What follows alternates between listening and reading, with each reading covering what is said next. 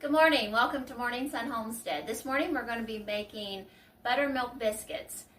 We have all of our ingredients set out, and so let's get started. First of all, we need 3 1/3 cups of flour. I've already got that pre-measured. We use King Arthur flour. It's a cleaner flour than most, but you can use whatever flour of your choice. It is all white. I did not grind any wheat and put that in here. It's all white just because wheat makes it a little bit heavier, but it is good to mix if that's what your choice is. We have cow's butter. Takes a 1/2 cup of shortening or butter. We use cow's butter, and that will be in another video to teach you how to make cow's butter. So let's head over here to the stove and melt this.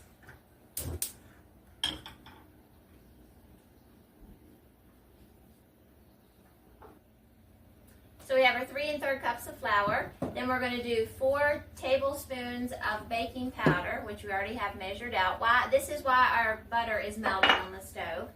We have 1/2 teaspoon of baking soda. Get all that out of there. And then we need 1 teaspoon of salt, and we use the Himalayan salt.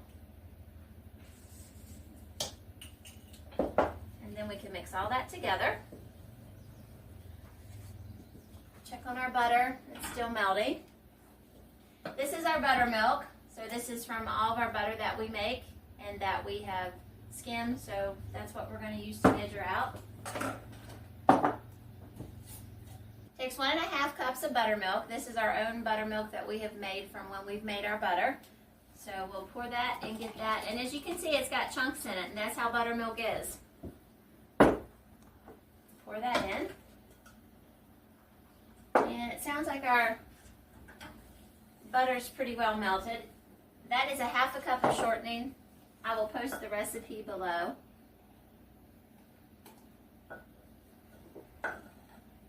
And with the homemade butter, if you get too much like I did, because I just judged, I thought it was a 1/2 cup, you can always just pour it back in your container, and it will be there. It doesn't get watery like store-bought butter, but that's because it has so much margarine in it from the store-bought. That's why it gets watery. Cow's butter does not get that way. Now we'll stir it up. And then I have my nice wooden rolling pin that I'll roll it out with. And most people probably use biscuit cutters. I don't. If I need a bigger biscuit for like a hamburger bun, I use a wide mouth ring. But for this, I'll use a narrow mouth ring because I'm making these for sausage gravy this morning. So I'll just use a narrow mouth ring, and that way you don't have an extra expense. All right, we're mixing the dough up. And you do have to get your hands in there. A spoon just won't do it. You need to be able to get the kernels that fall to the bottom of the bowl, and that needs to be intermixed with the rest of the wet dough in order to get all of it. So we don't want to waste any flour. Our goal is to be self-sufficient, so therefore we need to use everything that we possibly can. We use cast iron to bake our biscuits, and we'll put them shoulder to shoulder just because that helps make them nice and brown and fluffy. And this is lard that I'm putting down on the baking dish. Lard from the pigs that we have rendered out, and this helps them where they do not stick to the pan. You can use butter, you can use olive oil, you can use margarine, you can use Crisco, you can use whatever you want to grease the pan. Right? And now we're going to go over here. This takes a floured surface. So we're going to sprinkle some flour so it doesn't stick and flip it once. That way it doesn't stick to your rolling pin, nor does it stick to the surface that you're rolling it out on. You can do these however thick or however thin that you want to. If it was going to be for a sausage biscuit, then we would probably need to make them thinner. But since it's going to be for sausage gravy, we can make them thicker.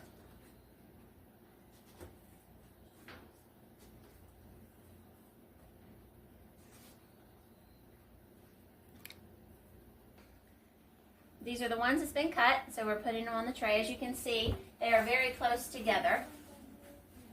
And we have to rework our dough. We have enough flour from the surface before that we do not need to flour it again. As you can see, it's not sticky. It's not sticking to me at all.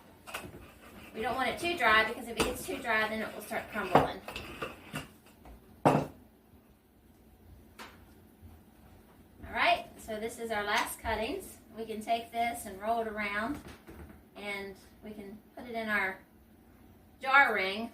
It's not going to make the perfect biscuit, but no one's going to know that when they eat it. All right, so there we have our nice tray.